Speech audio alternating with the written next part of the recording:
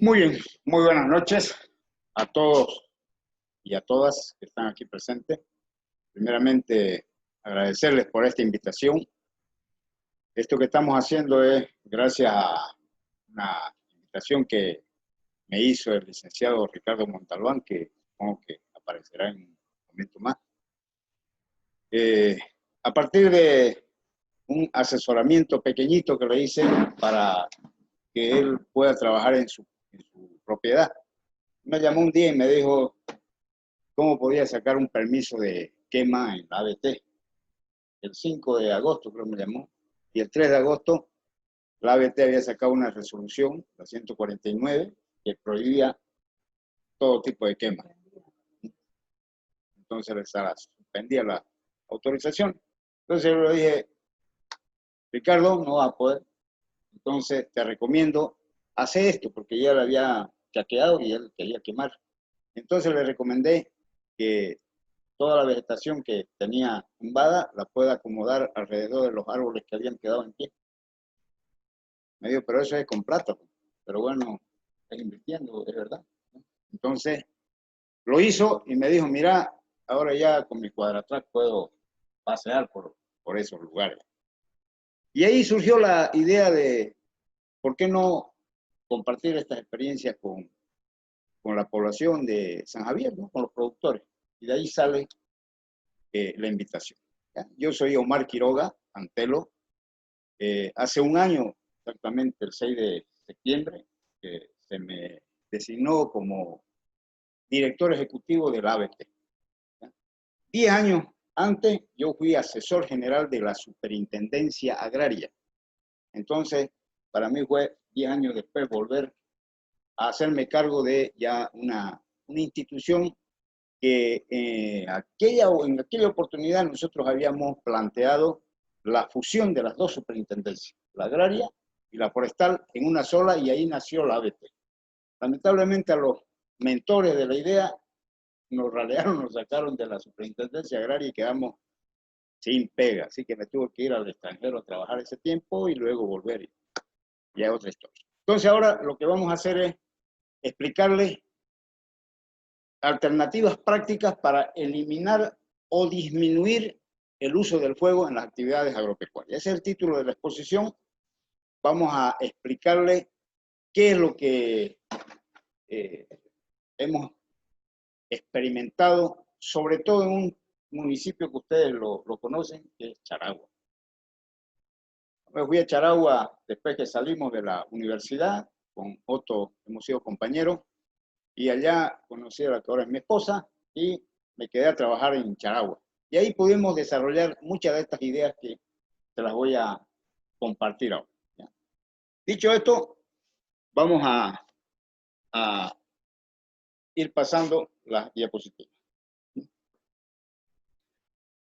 A modo de introducción, informarles que para todos es conocido que los incendios forestales en Bolivia son una realidad. Todos los años hay incendios. Recordarles que el año pasado fue el momento en que en la Chiquitanía se produjeron los incendios más grandes que se tenga memoria, donde hubo pronunciamientos vehementes de diferentes instituciones. Los medios de comunicación estuvieron siguiendo este acontecimiento, ambientalistas, todo el mundo se preocupó de ese fenómeno. En el año 2010, fíjense, fue cuando se dieron los mayores focos de calor de todos los años que se tenga memoria. Se dieron más focos de calor que el 2019. ¿Ya? Y el 2008 y el 2009 fue donde se tuvieron los menores focos de calor. En ese entonces, yo estaba de asesor general de la Superintendencia Agraria y ahí tomamos una decisión de multar a los que habían quemado de manera ilegal, que era el 90% de la gente que no había sacado un permiso para una autorización para quemar. ¿Ya? Lo iniciamos el proceso el 2007, en ese año yo entré a trabajar, y el 2008 y el 2009, vamos a ver una gráfica enseguida, se dieron los menores las menores cantidades de foco de calor. O sea, la gente tomó conciencia, digamos, después de, bueno, que le afectó el bolsillo, es verdad, ¿no? Porque se montó a los quemadores ilegales, ¿ya? Esta situación ha llevado a los productores, a las autoridades, ustedes, a decir, bueno, pero ¿qué podemos hacer para sacar al fuego de nuestras actividades agropecuarias? Porque lo cierto es que es una forma barata de habilitar tierras para poder sembrar. Es un cerillo, ¿no? Un fósforo y se prende la vegetación y no es más, ¿ya? Pero ustedes saben que hay consecuencias que hemos vivido el año pasado y que nos llaman a la reflexión para ver cómo resolver. Entonces la idea aquí en esta pequeña charla es que le demos algunas sugerencias de qué hacer para resolver esto. Como les decía, esta es la gráfica que les mencionaba.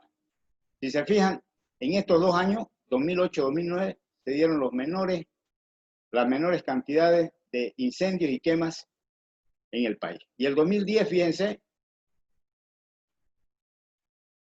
la mayor cantidad. ¿Y qué se puede deducir de eso? En la transición entre la fusión de las dos superintendencias, poco como que quedó un vacío y el 2010 nuevamente se descontroló, ¿no? La gente empezó nuevamente a quemar sin control, ¿sí? Eso es más o menos la conclusión a la que uno puede llegar por eso, ¿sí?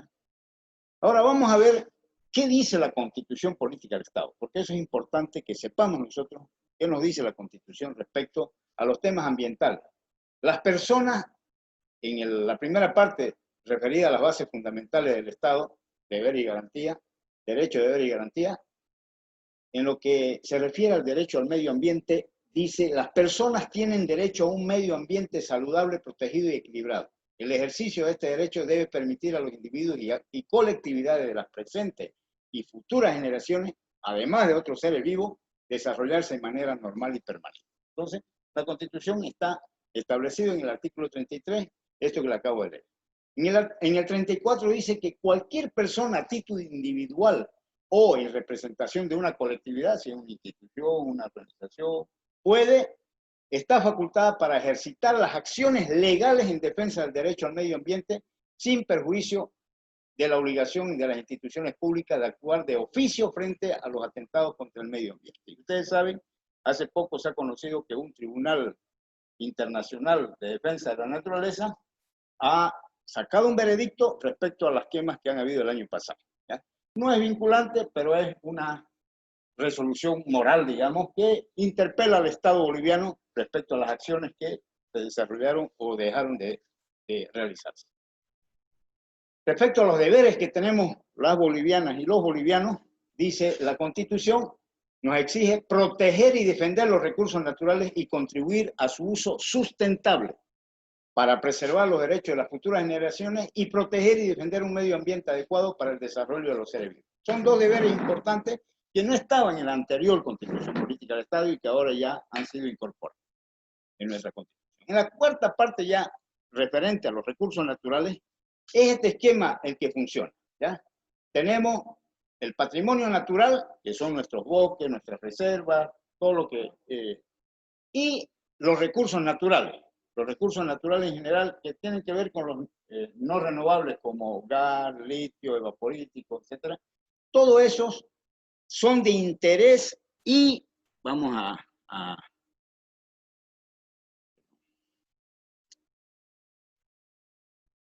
son de interés público y estratégico para el desarrollo sustentable del país, dice el artículo 346 y 348. Y son de propiedad y dominio directo, indivisible e imprescriptible del pueblo boliviano. Antes la Constitución decía que los recursos naturales eran del Estado, ¿no es cierto? Pero el Estado era algo muy difuso. Entonces ahora dice, el pueblo boliviano es el dueño de los recursos. Entonces, ¿quién es el pueblo boliviano? Usted. Todos somos pueblo boliviano. Entonces somos dueños. Eso dice el artículo 349. ¿Y el Estado qué es lo que hace? Administra en función al interés colectivo, reconoce, respeta y otorga derechos. ¿En qué sentido? de la propiedad individual y colectiva de la tierra y de uso y aprovechamiento de los recursos naturales. Sean el tema hidrocarburífero, el tema de los minerales, etcétera, etcétera.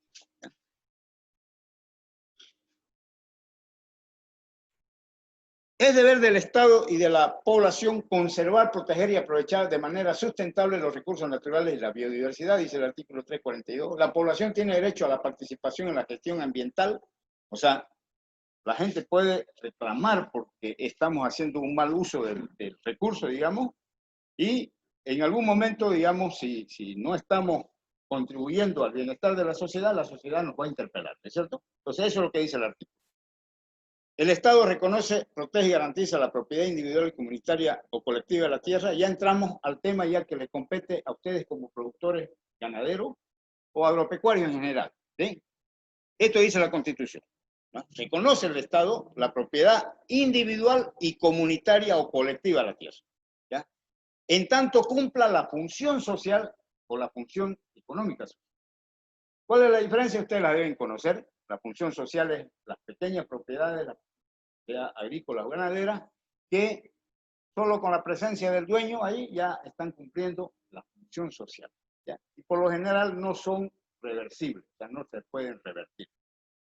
Y la mediana y la gran empresa agropecuaria es sujeta a revisión de la función económica social, que ya es otro concepto, donde dice también propiedades deben cumplir con la función social o función económico-social. ¿Y qué significa esto? Empleo sustentable de la tierra en el desarrollo de actividades productivas, conforme a su capacidad de uso mayor. Y allí viene ya el problema, porque si estamos quemando, probablemente estamos haciendo un uso no sustentable de la tierra, ¿es cierto? Porque estamos afectando la biodiversidad, la fauna silvestre, estamos desequilibrando el sistema de repente, ¿ya? La propiedad empresarial está sujeta a revisión para verificar el cumplimiento de la función económico-social, y el incumplimiento de la fe es sujeto a reversión. O sea, si no cumplimos la fe o tenemos una tenencia latifundista, son causales de reversión. Eso dice la Constitución, ¿ya? La tierra pasará a dominio y propiedad del pueblo boliviano. Bajo el concepto anterior, el pueblo boliviano sería, es decir, pasa a mano de la administración del Estado, pero como propiedad del pueblo. Tierra fiscal es propiedad del pueblo. Ahora, ¿qué es lo que se observó el año pasado? Recuerdan ustedes, se decía que habían decretos supremos y leyes que han fomentado la quema de pastizales, de bosques. Los incendios forestales han sido por estos decretos. Yo tengo que recordarles que el 26075, ya el 2001, se lo aprobó ese decreto. Entonces, en el 2001 dice que se autorizan desmontes y quemas en el departamento de Santa Cruz, que hay un error en ese decreto, dice en el departamento de Santa Cruz de la Sierra, que es incorrecto, pero se entiende que es departamento de Santa Cruz. ¿Qué hizo el próximo decreto, 3973, que salió en julio del 2019? Dice que se autoriza las quemas, los desmontes en Santa Cruz y en el Beni. Y se adecúa la nomenclatura a la situación actual, porque antes habla de la superintendencia agraria, ahora habla de la ABT, o sea, se adecúa la nomenclatura, ¿no? Pero básicamente es eso lo que plantea. Entonces, ¿qué pasa aquí? No hay ningún cambio, solamente se ha metido un nuevo departamento para que puedan hacer quemas controladas, porque no es quemar por quemar. Y la ley 337, que se la promulga el 11 de enero de 2013, habla de la producción de alimentos y seguridad alimentaria. ¿Qué es lo que pasaba? Desde el 96, cuando se aprueba la ley INRA, hasta 2013, hay estudios que han identificado quienes han desmontado de manera ilegal. Es decir, no hicieron su trámite ante la ABT y entonces tienen un proceso administrativo y unas multas que pagar. Entonces, ¿qué hizo el gobierno? En consenso con los productores medianos, pequeños, grandes, Le dijo, ustedes paguen su multa, pero le vamos a dar un perdonazo, o sea, no van a pagar lo que tenían que pagar. ¿Ya? Han pagado 15, 20% del monto que tenían que pagar. ¿Ya? Pero una condición le vamos a poner. Ustedes van a restituir parte de lo que han desmontado. ¿Y cuánto? El 10% creo del área que han desmontado lo tenían que restituir con bosque. ¿Sí? Y además van a producir para asegurarnos de que no falta alimento en el país. Esa era la condición. Y entonces están inscritos, seguramente ustedes han sido parte de eso, están inscritos a un programa que el gobierno desarrolló. ¿Ya? Y eso es lo que dice esa normativa. Se le ha acusado a esta ley de ser culpable de eso. ¿Ya? Yo no entiendo que sea cierto, ya no hay mucha relación. Y la otra es la ley 3741 del 29 de septiembre del 2015, donde se autoriza, sobre todo a las pequeñas, a las comunidades, a subir de 5 hectáreas que se les permitía sin mayor trámite, digamos, chaquear, a 20 hectáreas. Por lo general las familias no tienen la capacidad de habilitar 5 hectáreas al año. O sea, una familia campesina, indígena, ni idea, le tira a trabajar 2 hectáreas. Así es, ¿no? 2 hectáreas, digamos, con la ayuda de los hijos, sobrinos, o sea, metiendo a toda la familia. Pero ¿qué ha pasado? O sea, la gente ha tenido mayor capacidad económica, ha empezado a ganar sus recursitos y han pedido crecer. Y entonces ya querían desmontar hasta 20 hectáreas. Parcela de 50 hectáreas, digamos un campesino, quería hasta 20 hectáreas que le permitan. Entonces se le permitió eso. Mucha gente ha hecho desmonte. ¿Ya? Y el desmonte, ustedes saben que es una forma de desmontar, es hacer los cordones. Y los cordones se aprovecha la madera que hay en esa parte y se deja para que se seque la vegetación y en la próxima campaña se quema.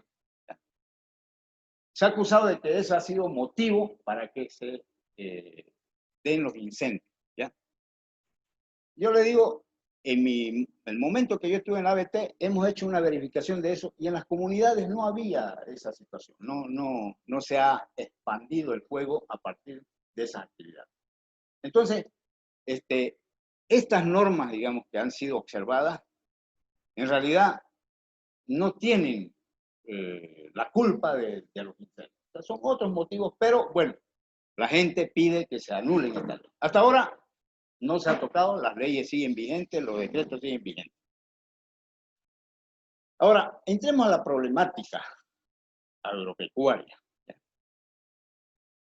Yo supongo que no es solamente aquí que sucede esto. ¿Ya? En muchas zonas del país, incluido Beni, el Chaco, la Chiquitanía, hay bajos índices zootécnicos. O sea, hay excepciones. Hay excepciones, hay gente que está trabajando con tecnología y todo eso, pero la gran mayoría tiene una ganadería precaria, ¿no es cierto? Donde tiene índices zootécnicos que no son de lo mejor. ¿Ya? Entonces, esa es una problemática importante. Eso no le reporta muchos ingresos. Hay bajos ingresos por esta actividad pecuaria. El uso del fuego sin control deriva en incendio forestal. Cuando no controlamos la quema en el chaqueo que hacemos, la ampliación para sembrar pasto, no podemos provocar incendios forestales. La sociedad tiene una reacción negativa ante los incendios forestales, entonces empieza a acusar, son los campesinos, son los ganaderos, son los forestales, o sea, empieza a acusarlo a los productores de ser culpables de esto. ¿Por qué? Porque genera un ambiente donde le hace daño a los ojos, a la respiración, etc. Hay impactos ambientales que la gente los vive. ¿No?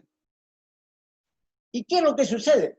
Una falta de fomento para la incorporación de alternativas prácticas para eliminar o disminuir el uso del fuego. O sea, no hay la noticia que daba el presidente Pereira de que ya se va a aperturar la posibilidad de que los pequeños tengan crédito, es una cuestión que va a responder a esta problemática.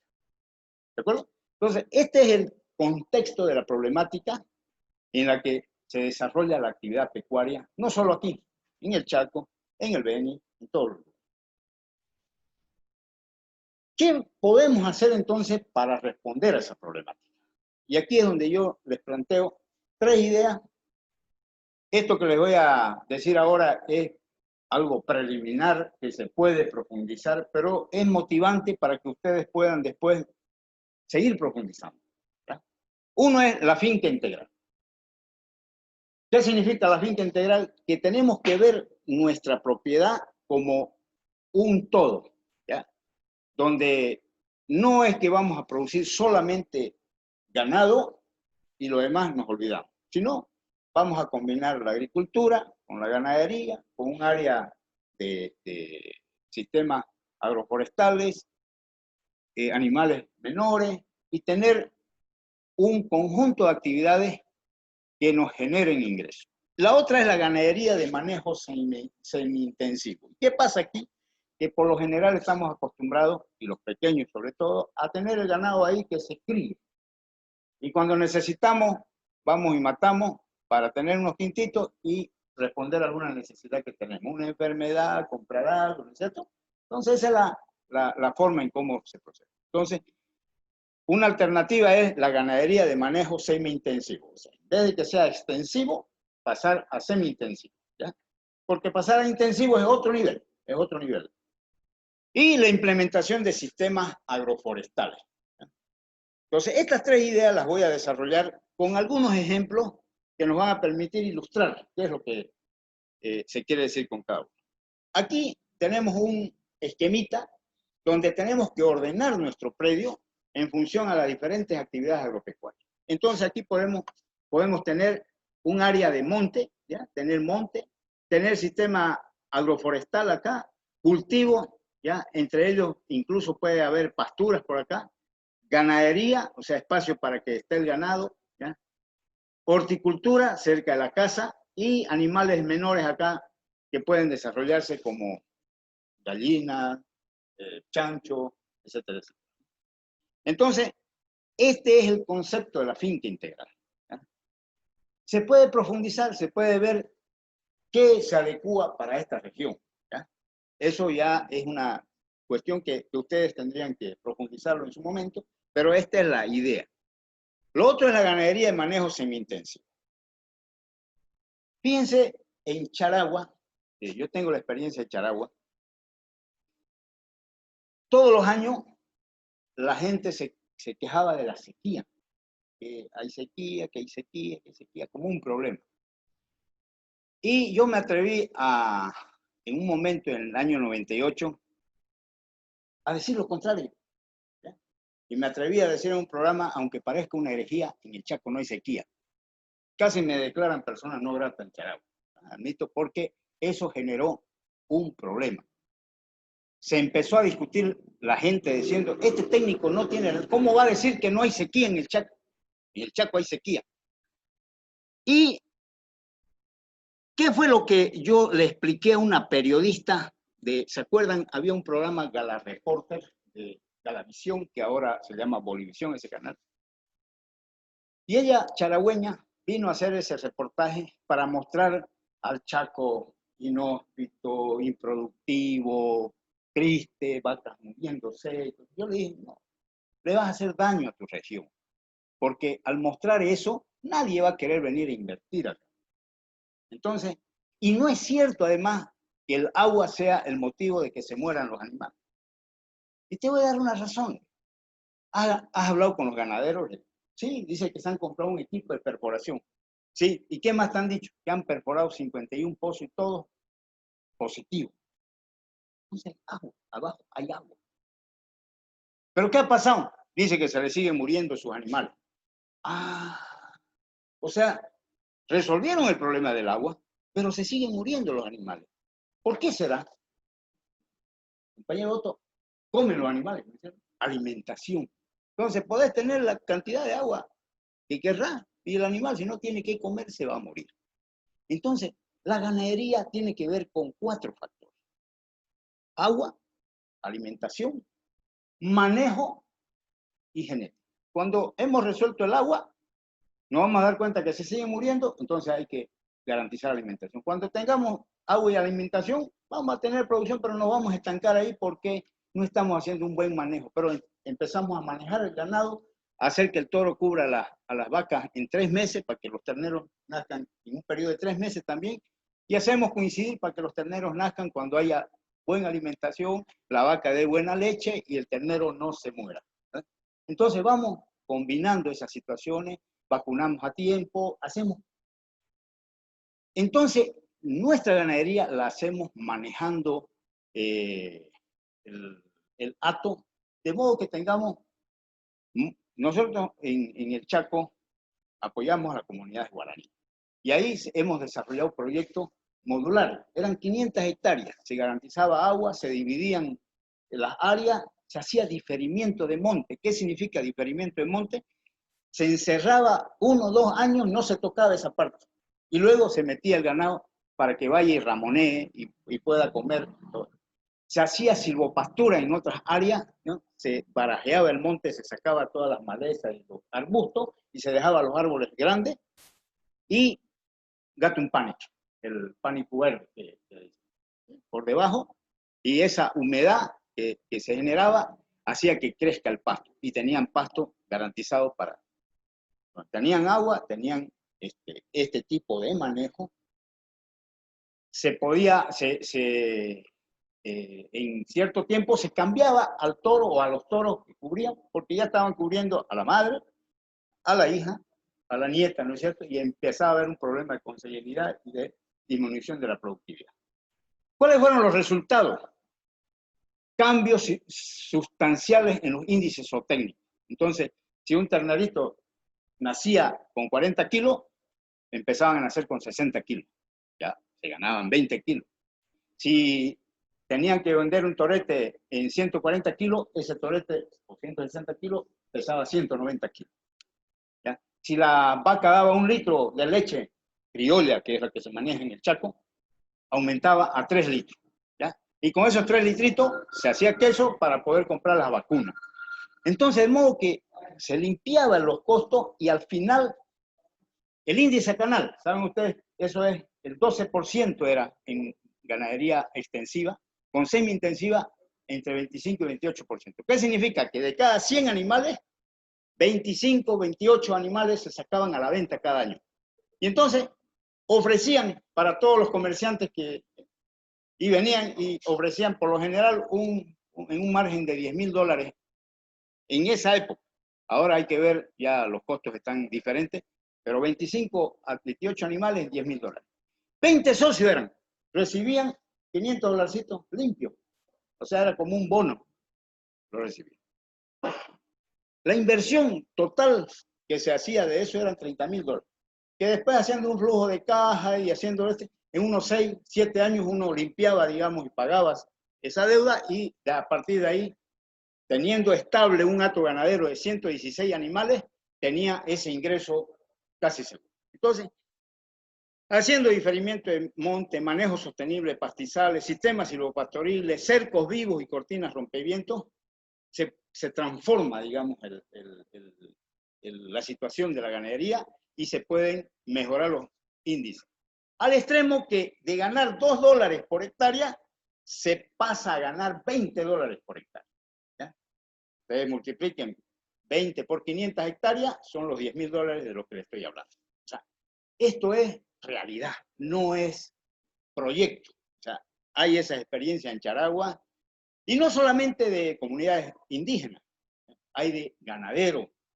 ¿Ya? Hay una experiencia de un ganadero que tiene 10,000 hectáreas, un manejo excepcional, y el tipo es un ganadero que gana suficiente plata como para estar tranquilo. ¿No? Entonces, ustedes pueden luego indagar y poder hacer, como voy a sugerir, intercambio de experiencia. ¿Ya? La implementación de sistemas agroforestales. ¿Ya? Este es otro tema que también es importante considerar, lo que es la combinación de árboles forestales que son perennes, árboles multianuales como guineo, papaya, todo eso, y cultivos anuales que se pueden combinar y aprovechar de mejor manera las potencialidades que tenemos en nuestro espacio. Eso obviamente tiene que ver con las condiciones en las que estamos desarrollando la actividad. ¿Ya? Ahora, ¿cuáles son los beneficios de hacer esto? ¿Ya? Primero, reducción de los costos de producción. Y ahorita me dirán, pero ¿cómo nos está diciendo que tenemos que invertir? Sí, invertir al principio, pero a la larga los costos van a ser menores. ¿Ya? Mejoramiento de la estructura y la calidad del suelo, porque estas actividades que hacemos hacen que se evite la erosión, que el suelo pierda fertilidad. Menor incidencia en maleza. También cuando el pasto tiene mejores condiciones, crece y no deja crecer la maleza. Conservación de la humedad. La presencia de árboles combinados con pasto en sistemas silvopastoriles va a dar incluso sombra para el ganado y va a garantizar la humedad del suelo. La disminución de riesgo, porque vamos a tener varias actividades y no nos vamos a centrar solamente en una actividad, que nos murieron las vacas y no tenemos más ingresos. No, que nos murieron las vacas, pero tenemos también para sacar de la horticultura, del sistema agroforestal, de otras actividades que estoy desarrollando, de agricultura también. Y por supuesto, el beneficio principal es que mejoran los ingresos. O sea, esto es indudable, hay un incremento de los ingresos que el productor tiene. A modo de conclusión, el marco normativo, ustedes han visto, para el desarrollo de estas actividades sostenibles en los predios de los productores, está definido en la Constitución Política del Estado, hay leyes también que están, decretos que están establecidos. La aplicación de prácticas alternativas que considera la integración de sistemas productivos disminuye el riesgo y aumenta los ingresos, como les he explicado ahora. Se requiere invertir para desarrollar una ganadería con manejo semi-intensivo, pero se garantizan mejores ingresos y la sostenibilidad del sistema productivo. Hay que invertir, hay que invertir. O sea, no es, aquí no lo estoy diciendo yo, ¿saben qué? Esto es sin inversión, hay que invertir. ¿Ya? La noticia que nos ha dado el presidente, digamos, va a aportar en esto. Yo creo que aquí, digamos, hay que ir viendo cómo integrarlo con esta idea. Mejorar la imagen del sector ante la sociedad. O sea, los ganaderos están produciendo, están aportando al desarrollo de la región, del municipio. O sea, las prácticas recomendadas evitan el uso de fuego o al menos disminuyen su uso. Y aquí, esto no es teoría. Yo les invito a que puedan ver qué pasó el año pasado. La Chiquitanía se incendiaba y Charagua, tranquilo. En Charagua no hubieron incendios. En la parte productiva, oeste, en Calía, y donde hubo incendio fue en Yemiguazu, que es un área protegida tipo municipal, que el fuego entró del lado del Paraguay, que no fue una acción nuestra, de bolivianos o de productores. ¿Por qué? Porque esa región es inhóspita, no tiene presencia de productores. Se dice que hay grupos de ayoreos no contactados en la zona, ¿ya? Pero eso fue lo que sucedió en este gran municipio, que es el más grande de Bolivia, pero en el área productiva no hubieron incendios. Hubieron focos de calor, ¿ya? Se detectaron, pero muy poco. ¿Ya? ¿Por qué? Porque la gente ya está desarrollando esto. ¿Ya? Está desarrollando. Una de las personas que es convencido de esto es Ernesto Sala, que ustedes lo deben conocer, Ernesto Sala. Fue director nacional del SENASAC, no sé en qué año, y ahorita es el director departamental del SENASAC, ¿ya? ¿Es cierto? Él es uno de los convencidos de esto y él desarrolla en su propiedad muchas de estas prácticas que yo le estoy comentando. ¿Ya? Para ir terminando esta exposición, hay algunas recomendaciones que yo les quisiera dejar. Uno es intercambiar experiencia con ganaderos de otras regiones. Y yo les recomiendo con Charagua. Averigüen en Charagua qué es lo que están haciendo. O sea, la pregunta es, ¿por qué no hubieron incendios forestales en Charagua el año pasado? ¿Ya? Entonces, a partir de ahí, a ver, explíquenos qué han hecho. Y ahí van a aparecer muchas de estas cosas y ustedes pueden ir a ver en el terreno lo que está haciendo los productores de chatarra. Entonces, una recomendación es intercambiar experiencias. Lo otro, negociar con el gobierno nacional programas de fomento para la implementación de las prácticas alternativas. Esto que nos acaba de mencionar el presidente, Gary Pereira es una gran oportunidad que hay para poder desarrollar esto. Socializar la información con todos los productores y profundizar en otras prácticas alternativas orientadas a conseguir soberanía alimentaria y sostenibilidad de los ecosistemas. Estamos grabando esta presentación. La van a tener ustedes, la pueden difundir. Y esta charla es más motivante porque ustedes verán que no estoy dando más datos técnicos, ¿no es cierto? Estoy dando más bien una charla motivadora, orientadora, nada más, ¿ya? Se puede profundizar. Y la siguiente recomendación es invitar a más especialistas. O sea, traer ya gente que haya experimentado con temas concretos, ¿ya?